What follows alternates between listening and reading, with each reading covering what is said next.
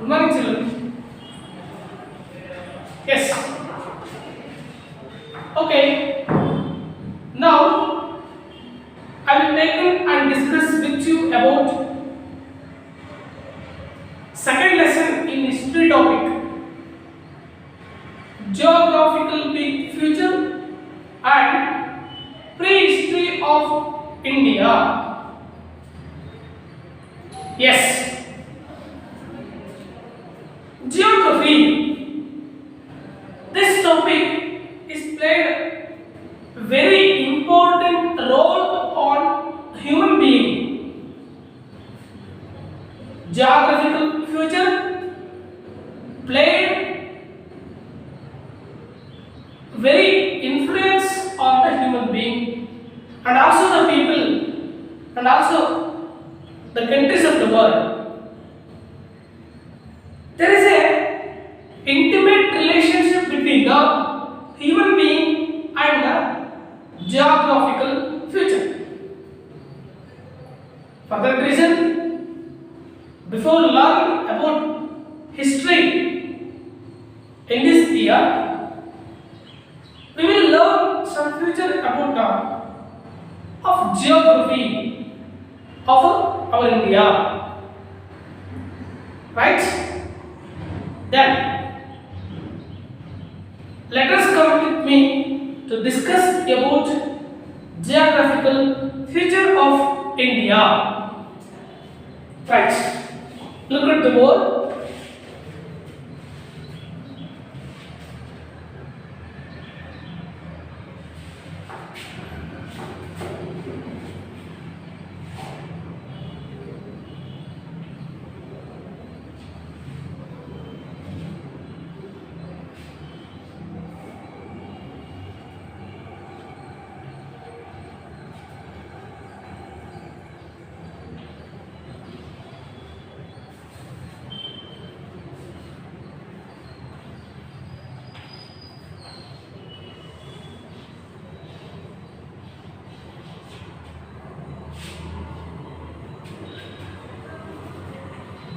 You have learned about this outline map of India.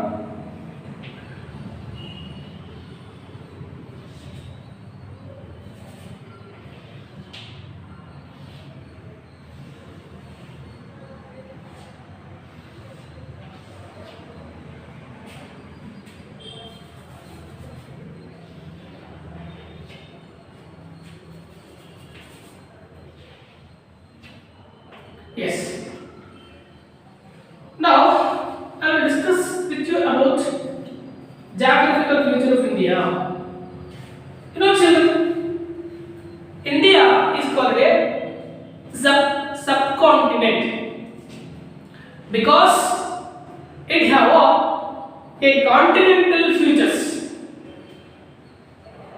A continent have a different language people, different religion people, different geographical feature.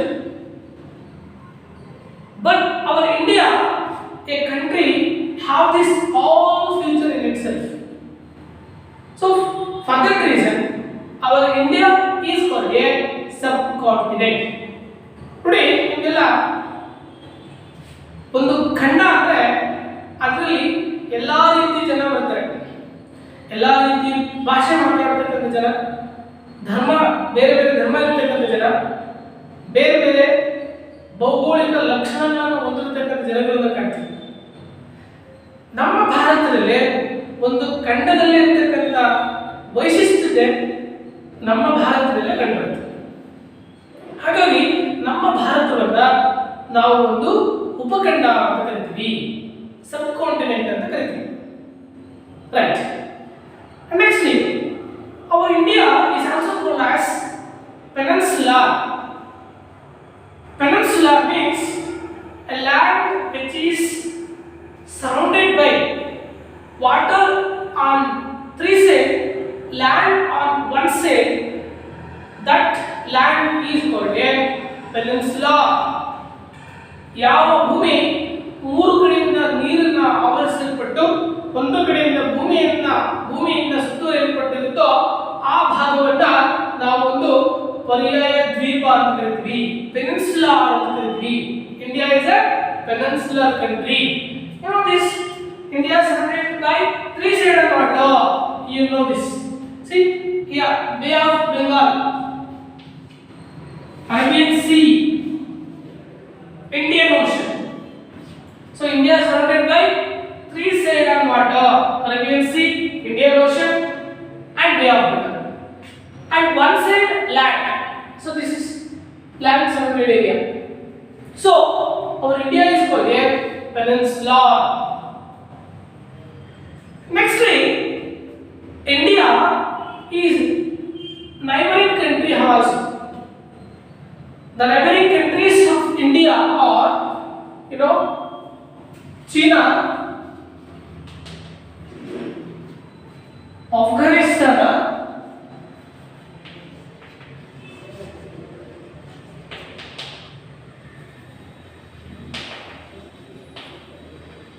Pakistan, Nepal, Bhutan,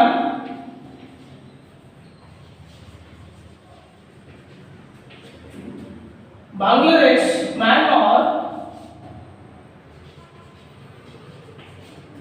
Bangladesh,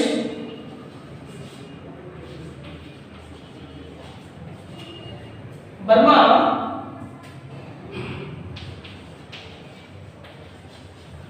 these are all the countries are neighboring of India. Pakistan, Afghanistan, China, Nepal, Bhutan, Myanmar, Burma, Bangladesh. So these are the neighboring countries of India. Our India consisting of 29 states and 8 union territories and one national capital region, that is Delhi. So this is about the information about of India. Look at here. India is called a subcontinent, and also India is called a peninsular country. Peninsula means a land which is surrounded by water on three sides and land on one side. That region is called a peninsula. And India is surrounded by neighboring countries in outside: Pakistan, Afghanistan, China, Nepal, Bhutan, Myanmar, Burma, Bangladesh. These are all the countries of neighboring of India. Right. And there were 29 states in India, 8 union territories in India. One is the national capital region, is a Delhi. So like that, India is surrounded. These are all the features. Now I will go to discussing with you about geographical features of India. Yes, there are 4 important geographical features of India.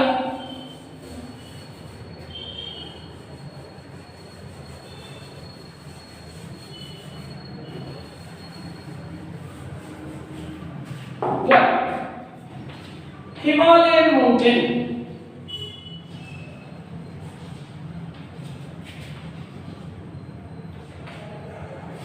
Next one,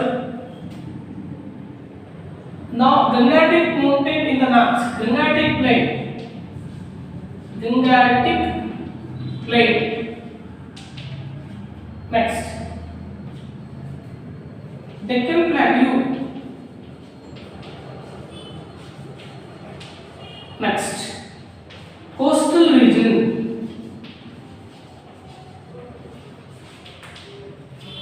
These are all the important geographical features of India. One is Himalayan mountain, Gangetic plain in the north, Deccan plateau in the south, coastal region or coastal plain in the south. These are all the major physical divisions of India. First, I will take and discuss with you about Himalayan mountain.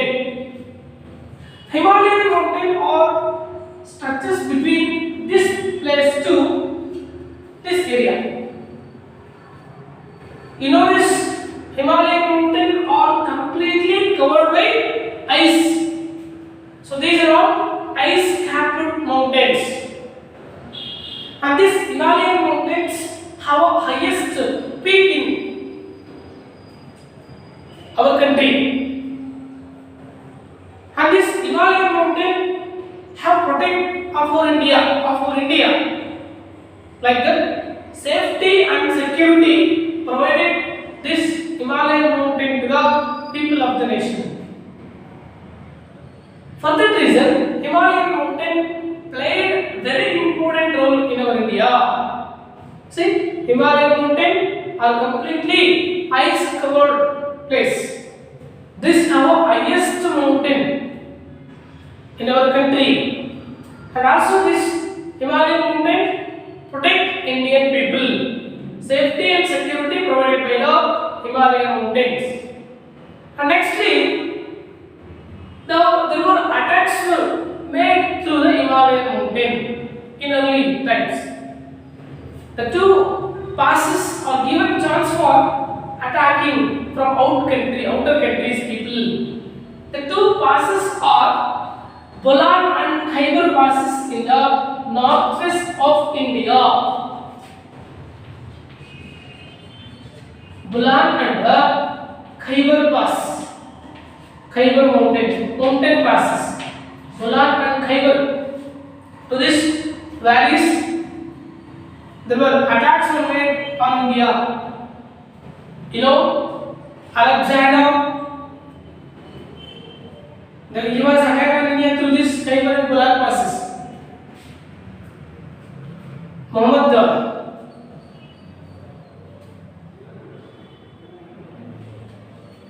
Alauddin. Okay, Islam's attacks were on India through this Khyber and Bolan passes.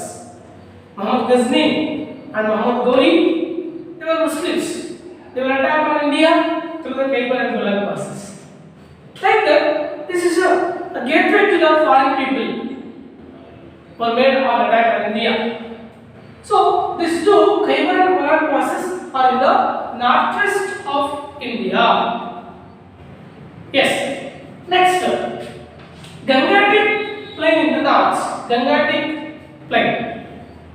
You know, children, this Gangetic plain is a flattest place, and this could be called as heart of India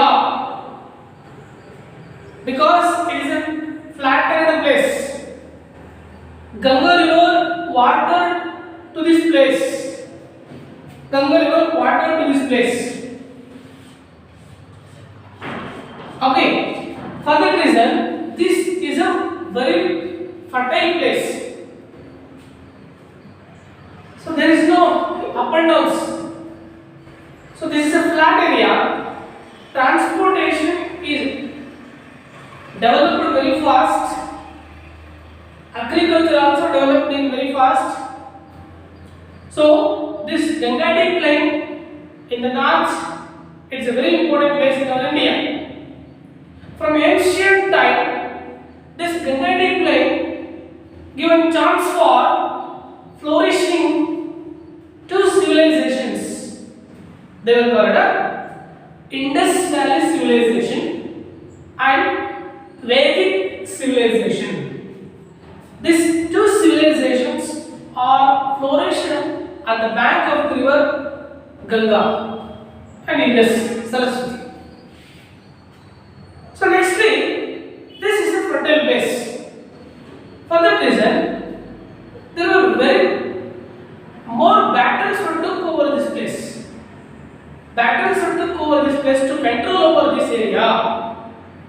Like one example, if I would like to tell you, Kurukshetra. ನಿಮಗೆಲ್ಲ ಗೊತ್ತಿದೆ ಮಹಾಭಾರತ ನಡೆದಿದ್ದು ಗಂಗಾ ಮೈದಾನಕ್ಕೋಸ್ಕರ. ಪಾಂಡವರು ಮತ್ತು ಕೌರವರು ನಡೆದಂತ ಮಹಾಭಾರತ ಹಿಂದಿನ ಕಾಲದಿಂದಲೂ ಕೂಡ ಈ ಗಂಗಾ ಮೈದಾನವನ್ನು ತನ್ನ ಹಿಡಿತದಲ್ಲಿ ಇಡಲಿಕ್ಕೋಸ್ಕರನೇ ಅಂತ ಮಹಾನ್ ಯುದ್ಧ ನಡೆದಿತ್ತು ಕೂಡ. ಇದಾದ ನಂತರ ಸಾಮ್ರಾಜ್ಯಗಳ ಕಾಲಕ್ಕೆ ಬಂದಾಗ ದೊಡ್ಡ ದೊಡ್ಡ ಸಾಮ್ರಾಜ್ಯಗಳು ಇದೇ ಪ್ಲೇಸ್ಗೋಸ್ಕರನೇ ಯುದ್ಧ ಮಾಡಿಕೊಂಡಿದೆ. ಯಾಕೆಂದ್ರೆ ತುಂಬಾ ಫಲವತ್ತಾದ ಜಾಗ, ಕೃಷಿ ಹೆಚ್ಚು ಅಭಿವೃದ್ಧಿಯನ್ನು ಹೊಂದಿರತಕ್ಕಂಥ ಜಾಗ, ಹಾಗಾಗಿ ಇಲ್ಲಿ ಆದಾಯ ಹೆಚ್ಚು ಬರುತ್ತೆ ಅನ್ನೋ ಉದ್ದೇಶದಿಂದ ಇಲ್ಲಿ ಹೆಚ್ಚು ಹೆಚ್ಚು ಬ್ಯಾಟಲ್ಸ್ ಗಳನ್ನ ನಾವು ಕಾಣ್ತೀವಿ. So Ganga plain it is in the north Indian region. Yes.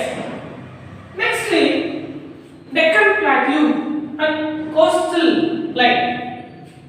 Before that, one matter I would like to explain you children. You know, our India divided into two by the river Narmada. Narmada river divided India into two parts: North India, South India. And this Narmada river also divided plateaus into two, called as Malwa Plateau and a Deccan Plateau. In these plateaus, our great dynasties were ruled here. They were called as Mauryas, Guptas. These kingdoms were ruled in this Malwa, including of Deccan Plateau. Central highlands here, the Ganga and the Mauryas and Guptas were ruled over here. So our India divided into two parts by the river Narmada. That is the point. Nextly, we will come in South India. You know this already. South India, we are leaving this place. This place in South India, it is in triangular shape. Basically, South India is in triangular shape, and it is sloped towards the east. Deccan Plateau is sloped towards the east. So towards this place, Deccan Plateau is in slope. And nextly, Deccan Plateau is the hardest place compared to north. So Deccan Plateau is in the triangular shape. So this topic you will learn in 10th standard in more in broad way. This is just brief for you. Deccan Plateau is in the triangular. It is sloped towards the east. Right now, nextly I will go discussing with you about coastal region of India. You know, coastal region, it is stretches between Kutch in Gujarat to Kolkata in West Bengal. So coastal plains, it stretches between Kutch in Gujarat to Kolkata in the West Bengal. So our Indian coastal plain, it is extended 6,100 kilometer. 6,100 kilometer. Our coastal plain stretches 6,100 kilometer, excluding island.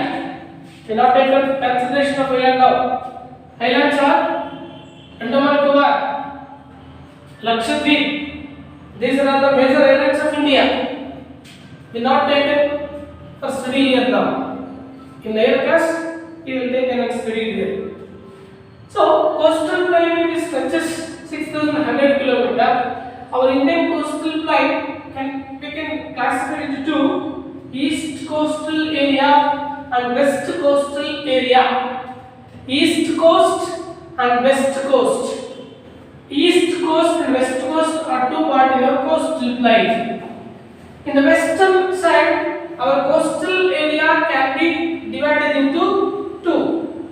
They are called as Konkan and Malabar. Konkan place, it is started from Gujarat to end of the Karnataka. Konkan. And Malabar, it is stretches from Cape to Kerala, from end to top. Right? So these two part in the west coast. And in east coast, so can also divided into two, but in textbooks there is only one part. It's a Coromandel coastal area. Coromandel coast. ನೀವು seventh ಅಲ್ಲಿ ಇದರ ಬಗ್ಗೆ ಓದಿದ್ರಿ. Carnatic was, Carnatic ಯುದ್ಧಗಳು ಅಂತ ಬರುತ್ತೆ. ಆ Carnatic place ಇಂದ ಕೋರಮಂಡಲ್ ಅಂತ ಕರಿತೀವಿ. ಏನ್ ತಮಿಳುನಾಡು ಪಾರ್ಟ್ ಏನಿದೆ ಅದು ಕಂಪ್ಲೀಟ್ಲಿ ಕೋರಮಂಡಲ್ ಪ್ಲೇಸ್ ಅಲ್ಲಿ ಬರುವಂಥದ್ದು. ಹಾಗಾಗಿ ಅದನ್ನು ಕೋರಮಂಡಲ್ ಅಂತ ಕರಿತೀವಿ. So Coromandel. So another part in coastal of east ಅಂತ ಹೇಳಿದಾಗ ಉತ್ಕಲ್ ಕೋಸ್ಟಲ್ ಅಂತ ಒಂದಿದೆ. ಅದು 8th ಕ್ಲಾಸ್ ಅಲ್ಲಿ ಬರುತ್ತೆ. ಜಸ್ಟ್ ಈ ಕ್ಲಾಸ್ ಅಲ್ಲಿ ನೀವು ಕೋರಮಂಡಲ್ ಅಂತ ತಿಳ್ಕೊಂಡ್ರೆ ಸಾಕು. Coromandel, Malabar, Konkan, these are all the 3 part of a coastal area, coastal region. You know children, through this coastal line there were many Europeans who entered to India. In early time Romans entered to India through the coastal line, coastal cities. Through the coastal cities Romans were entered to India. In last class I was explaining about coastal Roman people. In Bengaluru Roman coins were available. So that explain about Romans people are contacted Bengaluru in early times. So Romans were enter India through this coastal line. Not they came land routes. They were came India through the coastal line, coastal cities. And nextly, this coastal region is also famous for establishment of coastal dynasties.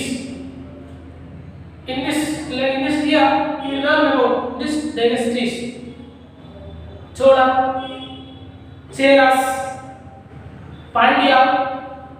These are all the coastal regions dynasties. You will learn in the next classes. Like that, coastal line is also played very important role in our Indian prehistoric age. Right? Okay, this is a main geographical feature of India. Yes, Himalayan mountain in the north, Gangetic plain in the north, Deccan Plateau, and coastal region. These are all the major geographical features of India. Right? Yes. Now, India have a cultural diversity. India is a cultural diversity country. In the early class, I was explaining already about cultural diversity. India have a multicultural people. In our India, wherever we go, we see different cultured people. Not one cultured people are living in India. So we treat all people are equal. We not criticize any culture. We not condemn any culture people, any culture of Indian people. So all people are treated equally. All cultured people are treated equally. For that reason, India is a multicultural nation.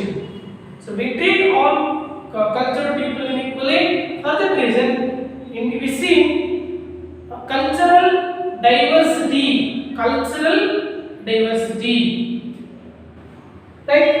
So this is a topic of geographical features of India. Right? Yes. Now I am going to discussing with you about prehistoric age. Prehistoric age.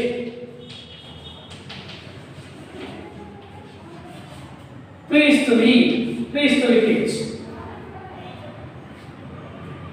What is history? You know already. The systematic study of past event is called history. Who was the father of history?